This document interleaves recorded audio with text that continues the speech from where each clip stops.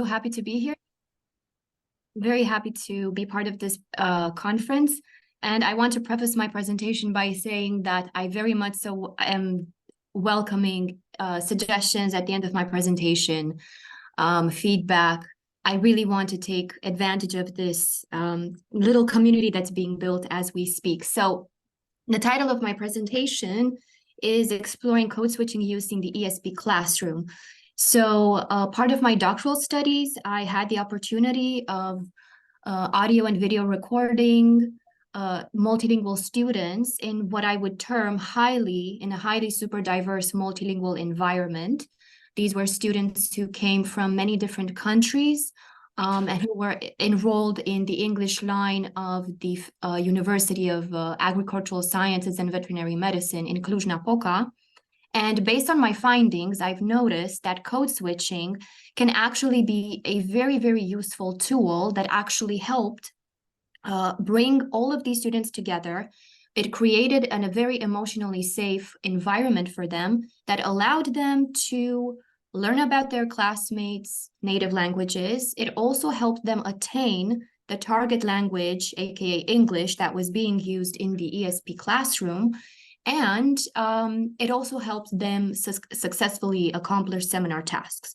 So this is why what I really am interested in is seeing and exploring if we might actually make use of code switching instances in a pedagogically based way, meaning us as EFL teachers, as ESP teachers, can we actually make use of code switching intentionally with our students, and would this benefit our students' attainment of both content-related knowledge and linguistic knowledge? So let me get on with the show. So this is why in the first half of my presentation, I will really highlight some of the main findings from my doctoral research. And after this, what I would really want to do is offer a few examples of seminar activities and tasks that I'm thinking of designing, having this purpose in mind, seeing if I can successfully make use of code switching in such a way, in a boundaried way, just a few activities with my students. I am currently working with students studying psychology. So I'm teaching the English for specific, an English for specific purposes class, English for psychology and English for special education. And I'm wondering if instances like this might actually help them, especially students that don't necessarily have such a great fluency in English, maybe lower than a B2 level in English. So let's go on.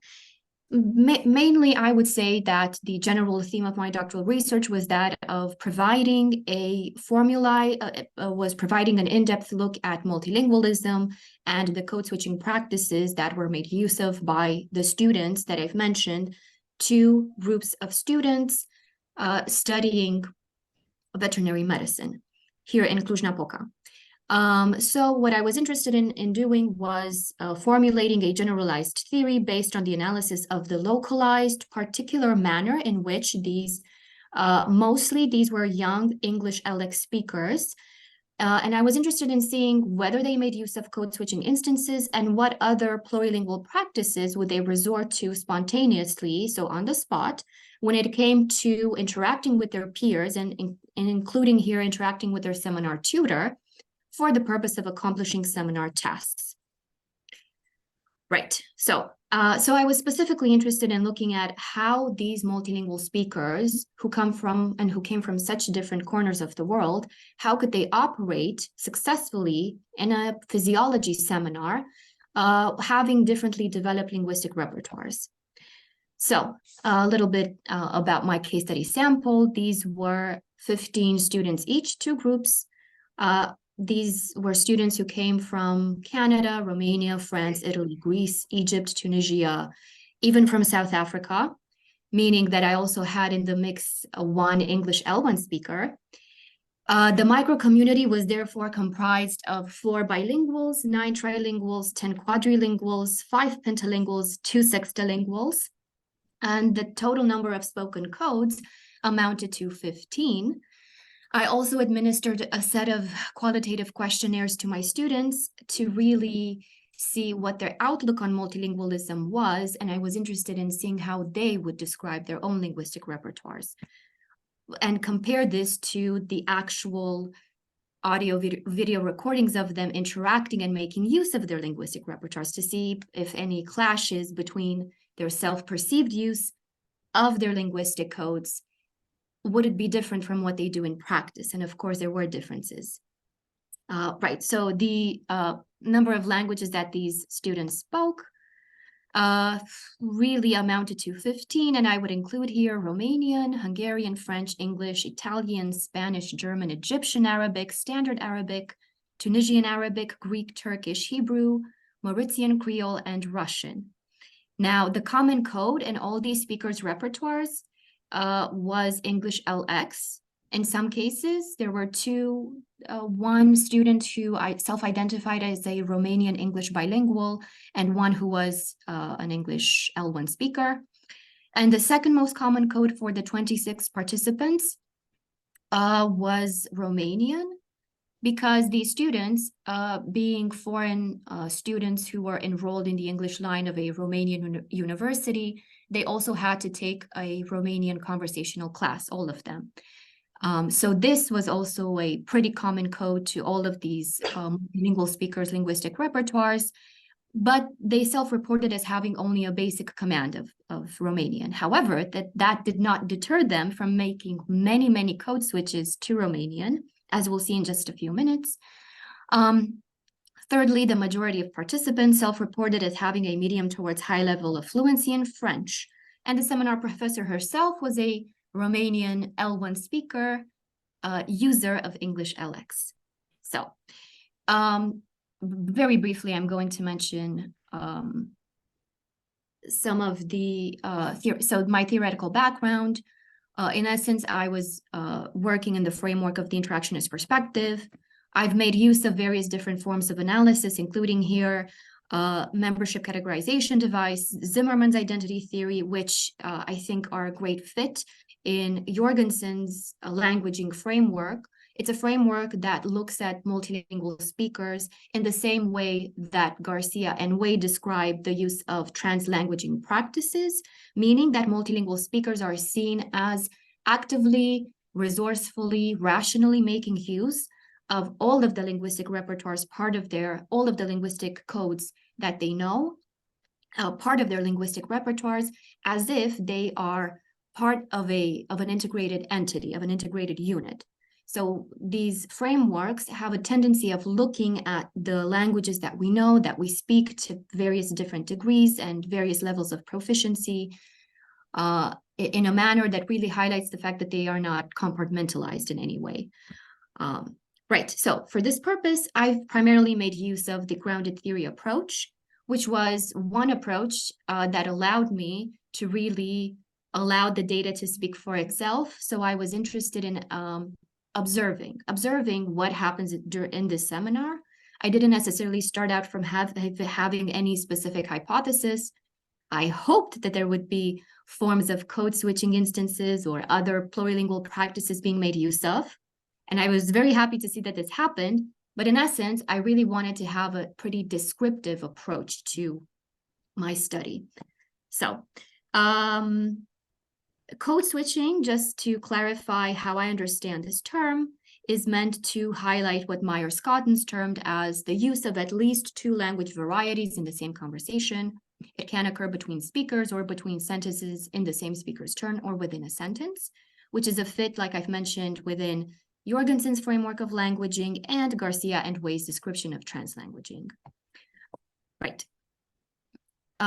In terms of the models of analysis that I've made use of, conversation analysis, Myers-Scottens markedness and rational choice models, among many others. So, like I've mentioned before, the fact that these code switching occurrences was quite a happy outcome, let's say, and it was a testament, the fact that they resorted very, very frequently, many of these, the majority of these speakers resorted to frequent code switching. This was a testament to the environment's flexible and linguistically tolerant nature.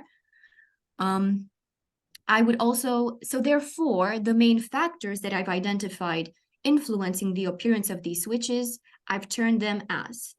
One of these was termed as a functional factor, meaning that many times these students would resort to the use of code switching, so shuttling between the different languages that they spoke and English being the medium of instruction in this seminar.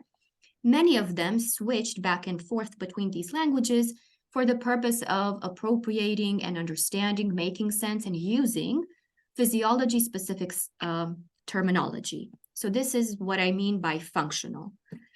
It's also a factor that I've further subdivided into two parts, multidirectional.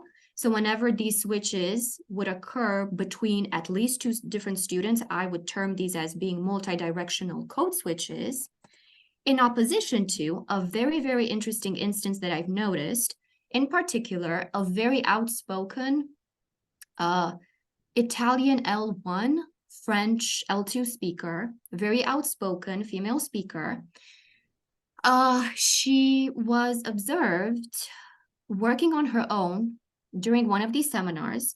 So the seminar tasks included tasks such as giving these students the ability to work in groups or pairs, and with the help of a microscope to analyze different blood smears. And what they had to do, they had to correctly identify the types of cells that they would observe. They then would have to count these cells. And based on their calculations, they would have to turn these into percentages that would then allow them to identify the type of mammal that these blood smears, that the blood samples belong to. And it also would help them diagnose whether these were samples of healthy or diseased animals. So one of these students was observed working on her own. She knew that she wasn't talking to anyone. And while using the microscope, looking at the blood smear, she started counting to herself out loud in the following way. So she mentioned in simply one statement, oh, okay, so numero 1, 2, 3, 4, okay, 3, 4, 5, bine. So in just this one line, she managed to switch from English to Italian to 3 words in Romanian, back to an okay English, then she moved on to French, and then she ended this whole statement by saying in Romanian, good, bine, good. The job is well done. This is the unidirectional code switching instance. Right, then I've got other examples from my transcripts. Many of these students, when trying to persuade their classmates to do something that they wanted to do, they would resort to funny little humorous asides where they would code switch to Romanian, da, hi baby, come on baby, let's continue with our seminar tasks, etc., etc. So another very important factor that helped these students really come together successfully in the classroom was using these code switches for effective purposes. So I've termed this as an emotional factor that really directed the appearance of these code switches, because many students, to promote a sense of familiarity and to really deepen their relationships with their peers, they would frequently resort to code switching instances. So they made use of these instances to highlight social convergence, and specifically if they wanted to gain access to specific in-groups, where part of the so-called rules and obligations of those little micro in-groups, if part of their social etiquette was to resort to code switching many times, students who wanted to gain access to these groups would start code switching as well, and especially to using or resorting to code switching to the linguistic codes that these other members would have a preference towards. Sometimes code switching was also used to signal covert disagreement in a way to sweeten the blow of instead saying directly to one classmate, oh, I don't agree with you, or I don't think you've correctly solved this seminar task. Instead, I'm going to code switch to maybe make a little joke and make it slightly less daunting for me to have to engage in potentially open conflict or in potentially open disagreement. Okay, so this was one of the factors. These students also resorted to code switching when they transitioned from talking about task-related topics to personal issues. And other examples of my transcripts, which I don't think we have the time right now to focus on these.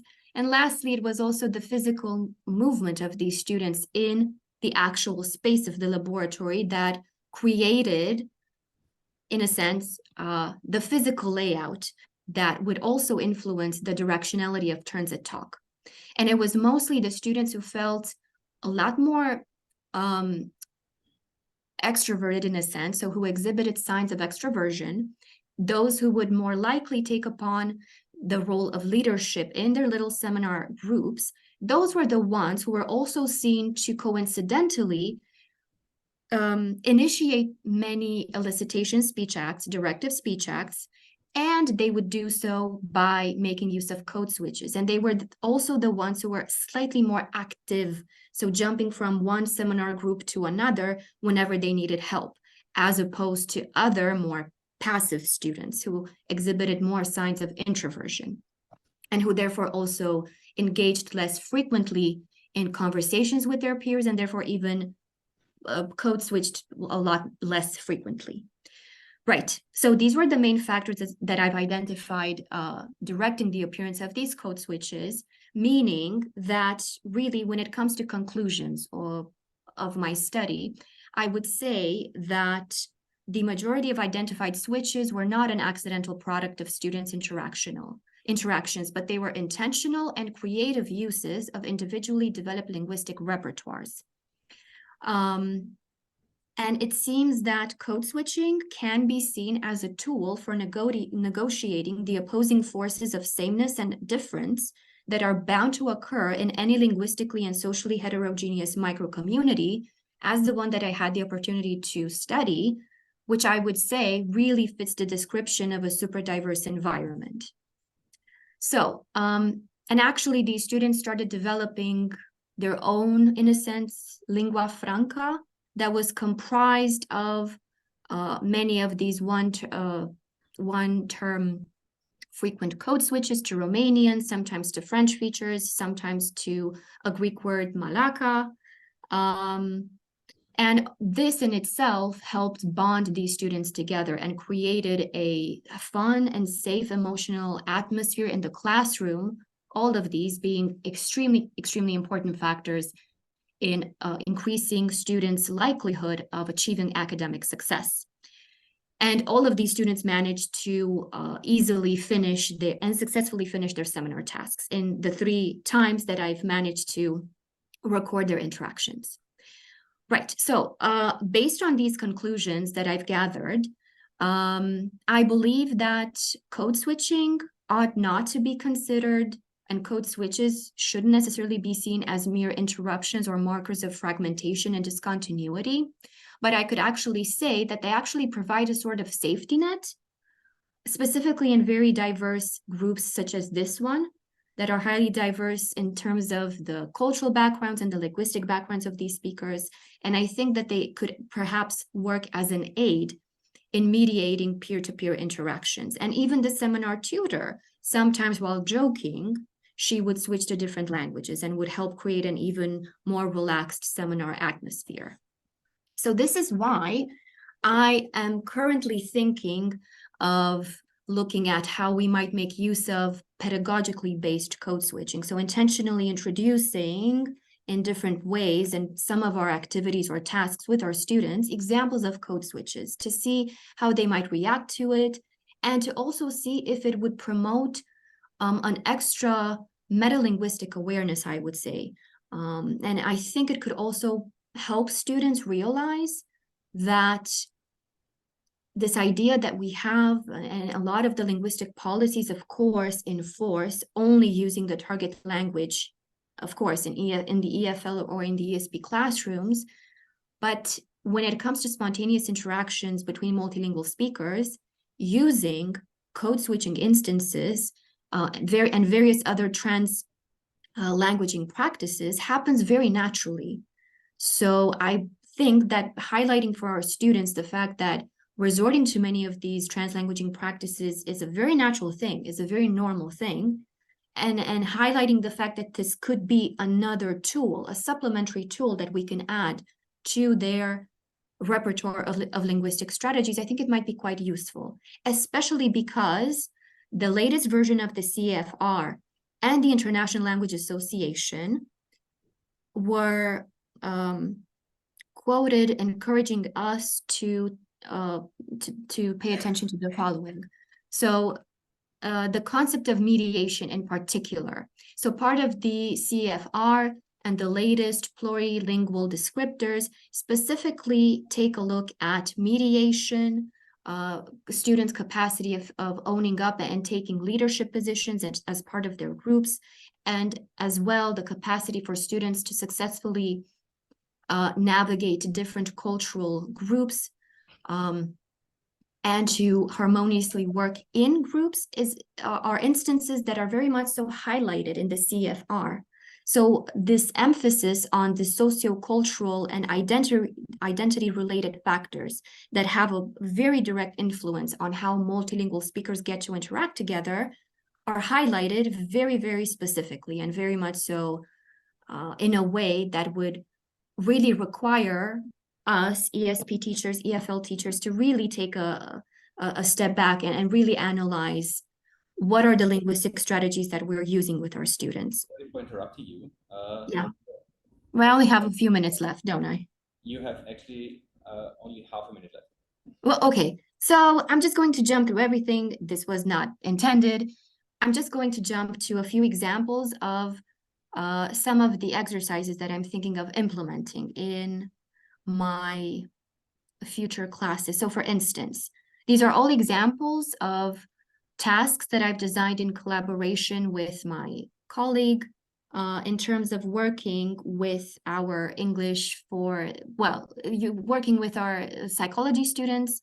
And we have exercises in the forms of the ones that you see here. We've even introduced a sort of self-development task for our students in psychology. So we always try to pinpoint how many of the theories and many of the researchers that we discuss in our classes, they've come up with interesting little tools that can be used outside of the classroom to improve both academic and personal success in a sense. So one very clear example, and I also had examples of students' feedback after using some of these study packs and making use of these self-development tasks, very, very useful for them. I would include something along the lines of this. So this would be an example of how I would design a task for my students when we're discussing personality psychology. So I would add here instruction phase 1. The exercise would sound something like this. Recent research in psychology claims personality can be changed. I would then here think of perhaps showcasing examples of articles in both English and Romanian to my students for them to have access to research that's done locally and also internationally when it comes to research in psychology, in personality psychology. Then I would ask these students, the exercise would prompt them to analyze a little bit some of the traits that they think might like to change, or things that they do, habits they don't necessarily like very much, or don't really help them too much. So I would then revise adjectives with my students. I would provide examples of adjectives used for describing personality traits. And then I would ask them to design a 2-column table with personality traits listed in English on the left and their equivalents in Romanian on the right. And after this, I would prompt a little bit of a discussion. Did they manage to, and I would ask them to compare and contrast and discuss observations. Are these a perfect fit, these traits that they have identified in both English and Romanian? Why? Why not? So this would be just one example of such exercise. Sorry to interrupt you. I think we have to stop. Yeah, exactly. Yes, I get it. So thank you, everyone. If you have any suggestions, feedback, I welcome this very much. So thank you so much.